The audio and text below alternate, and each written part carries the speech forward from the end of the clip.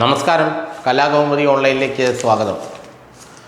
രണ്ടാമത്തെ സ്ത്രീപീഡന കേസിലും രാഹുൽ മാങ്കൂട്ടത്തിന് മുൻകൂർ ജാമ്യം അനുവദിച്ചതോടെ നാളെ പാലക്കാട്ടെത്തി അദ്ദേഹം തദ്ദേശ സ്വയംഭരണ സ്ഥാപന തെരഞ്ഞെടുപ്പിൽ വോട്ട് ചെയ്യുമെന്ന സൂചന ശക്തമാവുകയാണ്. പാലക്കാട് ഉൾപ്പെടുന്ന ഉത്തര കേരളത്തിൽ നാളെയാണ് തദ്ദേശ സ്വയംഭരണ സ്ഥാപനങ്ങളിലേക്ക് വോട്ടെടുപ്പ് നടക്കുന്നത്. കുന്നത്തൂർ മേട്ടിലുള്ള ബൂത്തിൽ രാഹുൽ മാങ്കൂട്ടത്തിൽ വോട്ട് ചെയ്യുമെന്നാണ് ഇപ്പോൾ അറിയാൻ കഴിയുന്നത്. അതുമാത്രമല്ല, അദ്ദേഹത്തിന് അവിടെ വലിയൊരു സ്വീകരണവും നാളത്തെ കഴിഞ്ഞ് ഒരുക്കുന്നുണ്ട് എന്നാണ് മനസ്സിലാക്കാൻ കഴിയുന്നത്. വരും ദിവസങ്ങളിൽ അദ്ദേഹം പാലക്കാട് തന്നെ ഉണ്ടാകുമെന്നും അറിയുന്നുണ്ട്. MLA എന്ന നിലയിൽ പാലക്കാട്ട് തൻ്റെ മറ്റു പരിപാടികളിൽ അദ്ദേഹം പങ്കെടുക്കുമെന്നും രാഹുലുമായി അടുത്ത വൃത്തങ്ങൾ സൂചിപ്പിക്കുന്നു. ഒളിവിൽ നിന്നും പാലക്കാട്ടെത്തുന്ന രാഹുലിന് വരും ദിവസങ്ങളിൽ വലിയ സ്വീകരണം തന്നെ ഷാഫി പറമ്പിലിൻ്റെ നേതൃത്വത്തിലുള്ള അല്ലെങ്കിൽ ഷാഫി പറമ്പിലിനെ അനുകൂലിക്കുന്ന യൂത്ത് കോൺഗ്രസ്സുകാർ നൽകുന്നുണ്ട്. പാലക്കാട് DCCയും KPCCയും ഒന്നും അറിയാതെ അല്ലെങ്കിൽ അവരോടൊന്നും അനുവാദം ചോദിക്കാതെയാണ് ഷാഫി പറമ്പിലിൻ്റെ അടുത്ത ആളുകളായ യൂത്ത് കോൺഗ്രസ് നേതാക്കൾ MLAക്ക് വേണ്ടി എന്നുവെച്ചാൽ രാഹുൽ മാങ്കൂട്ടത്തിന് വേണ്ടി വലിയ സ്വീകരണങ്ങൾ വിഭാവനം ചെയ്തിരിക്കുന്നത്. അതുകൊണ്ട് ഇനി സർക്കാർ അപ്പീലുമായി ഹൈക്കോടതിയിലേക്ക് പോയാലും ഒരുപക്ഷെ മുൻകൂർ ജാമ്യാപേക്ഷ നിലനിൽക്കും, അല്ലെങ്കിൽ മുൻകൂർ ജാമ്യം കീഴ്ക്കോടതി അനുവദിച്ച മുൻകൂർ ജാമ്യം നിലനിൽക്കുമെന്നാണ് ഇപ്പോൾ മനസ്സിലാക്കാൻ കഴിയുന്നത്.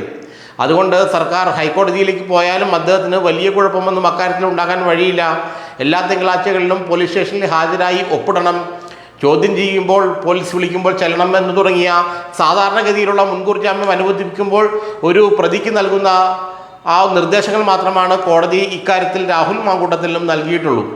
അതുകൊണ്ട് അദ്ദേഹം പാലക്കാട് വരികയും കോടതിയുടെ നിർദ്ദേശങ്ങൾ അനുസരിച്ച് അന്വേഷണ സംഘത്തിൻ്റെ മുന്നിൽ ഹാജരാകുകയും പോലീസ് സ്റ്റേഷനിൽ പോയി ഒപ്പിടുകയും ചെയ്ത ശേഷം അവിടെ MLA എന്നുള്ള നിലയിലുള്ള തൻ്റെ കാര്യപരിപാടികളിലും മറ്റ് പരിപാടികളിലും അദ്ദേഹം പങ്കെടുക്കും.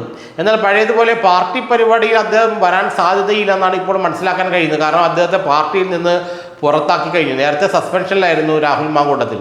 സസ്പെൻഷനിലായിരിക്കുമ്പോൾ ഒരുപക്ഷെ പാർട്ടി ഓഫീസിലേക്ക് അദ്ദേഹത്തിന് കയറി ചെല്ലാനും പാർട്ടി പരിപാടികളിലൊക്കെ ഒന്ന് തലയിടാനും ഒക്കെ സാധിക്കുമായിരുന്നെങ്കിൽ ഇപ്പോൾ അദ്ദേഹത്തെ പാർട്ടിയിൽ നിന്നും പുറത്താക്കിയിരിക്കുകയാണ്.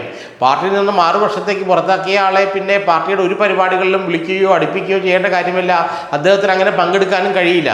അതുകൊണ്ട് പാർട്ടി പ്രവർത്തകർ രാഹുൽ മാങ്കൂട്ടത്തിന് സ്വീകരണം നൽകാൻ പോകണ്ട എന്ന് DCC പറയുമെങ്കിലും പാർട്ടി പ്രവർത്തകരല്ലാതെ എന്ന് വച്ചാൽ മറ്റു പല കമ്മിറ്റികളുടെയും സംഘടനകളുടെയും നേതൃത്വത്തിൽ, പാർട്ടിക്ക് നേരിട്ട് പങ്കാളിത്തമില്ലാത്ത പല സംഘടനകളുടെയും നേതൃത്വത്തിൽ രാഹുൽ മാങ്കൂട്ടത്തിന് അവിടെ സ്വീകരണം ഏർപ്പാട് ചെയ്യുന്നുണ്ടെന്നാണ് നമുക്ക് മനസ്സിലാക്കാൻ കഴിയുന്നത്.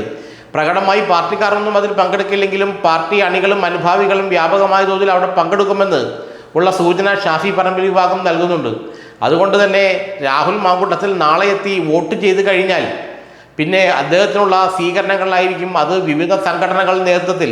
കാരണം രാജീവ് ഗാന്ധിയുടെ ഒക്കെ പേരിലുള്ള വിവിധ സംഘടനകൾ അത് പാർട്ടിയുമായും കോൺഗ്രസ് പാർട്ടിയുമായും നേരിട്ട് ബന്ധമുള്ളവയല്ല. അതുകൊണ്ട് തന്നെ പാർട്ടിക്ക് അതിനെ തടുക്കാനും കഴിയില്ല. അപ്പോൾ പാർട്ടി അണികൾ അദ്ദേഹത്തിന് നൽകുന്ന സ്വീകരണത്തിൽ പങ്കെടുക്കുമെന്ന് മാത്രമല്ല, കേരളത്തിൻ്റെ പല ഭാഗങ്ങളിൽ നിന്നും ഷാഫി പറമ്പിലിനെ അനുകൂലിക്കുന്ന യൂത്ത് കോൺഗ്രസ്സുകാർ അവിടെ എത്തിച്ചേരുമെന്നുള്ള സൂചനയും ശക്തമാണ്. ഏതായാലും രാഹുൽ മാങ്കൂട്ടത്തിൽ പാലക്കാട് മുൻകൂർ ജാമ്യം അനുവദിച്ചതിനെ തുടർന്ന് അദ്ദേഹത്തിൻ്റെ മണ്ഡലമായ പാലക്കാട് ഉടൻ എത്തുമെന്നാണ് നമുക്ക് മനസ്സിലാക്കാൻ കഴിയുന്നത്.